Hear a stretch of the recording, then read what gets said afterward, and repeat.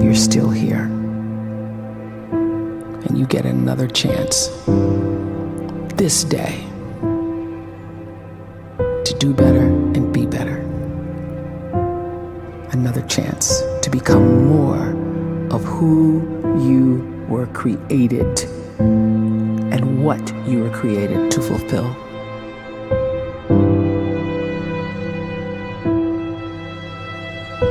Everyone in the world is capable of living outside the role or beyond the roles that they place themselves in, no matter what it is. You're not just a dad, you're not just a banker, you're not just a brother or a son or a convict. It doesn't matter. Like, everyone is bigger, much bigger, infinitely bigger than the roles they place themselves in, and is capable of reaching potential greater than anything they could imagine.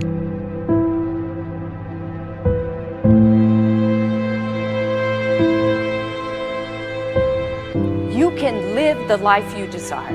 It's right there in front of you. But in order to achieve it, you must first see it, then believe it, and then you must graciously ask and train your brain to help you execute your vision.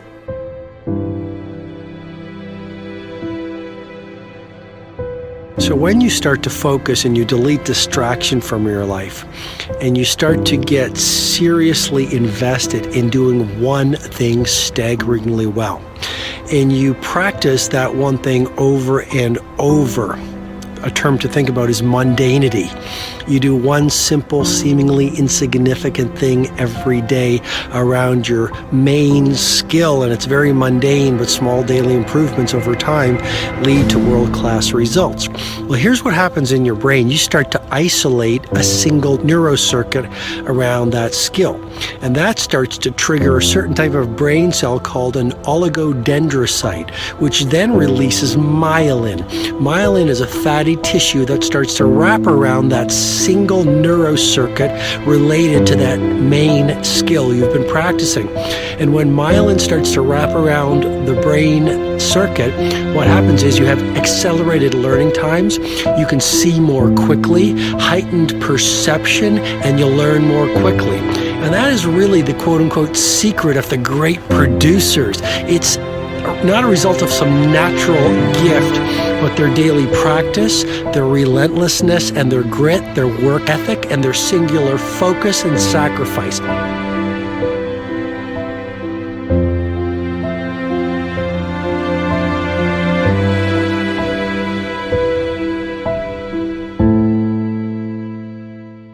A great life is built not by revolution. A great life is built by evolution. Small and steady wins the race. What you do every day is far more important than what you do once every decade. I want you to really think about that idea. What you do every day is simply your life in miniature. And as you live every single day, so you're crafting your life. What you do over the next hours is really building your future. And if you can just get every single pocket of 24 hours right as best as we humanly can, the rest of our life is going to take care of itself. So small wins matter. The scripture says we will eat the fruit of our words. You are planting seeds when you talk. At some point, you're going to eat that fruit. My challenge is make sure you're planting the right kind of seeds. If you want apples, you have to sow apple seeds. If you want oranges, you can't plant cactus seeds, poison ivy seeds, mushroom seeds. You're going to reap fruit from the exact seeds that you've been sowing. In other words, you can't talk negative and expect to live a positive life. You can't talk defeat and expect to have victory. You can't talk lack, not enough, can't afford it, never get ahead, and expect to have abundance. If you have a poor mouth, you're going to have a poor life.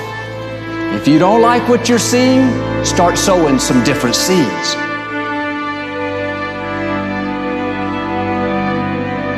We may not realize it, but we're always feeding ourselves.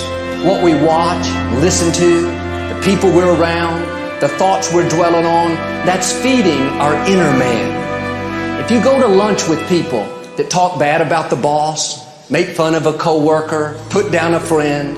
They're feeding you gossip, feeding you jealousy, feeding you disrespect. Here's the key. Whatever you feed is going to grow.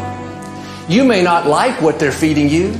You're a nice person, but if you continue to hang around them, before long, you'll be gossiping, you'll be critical, you'll be disrespectful. Why? Because you kept feeding the wrong things. If you're always feeding negative thoughts, thinking, I'll never get well, I'll never meet the right person, you're feeding doubt, feeding mediocrity, feeding fear.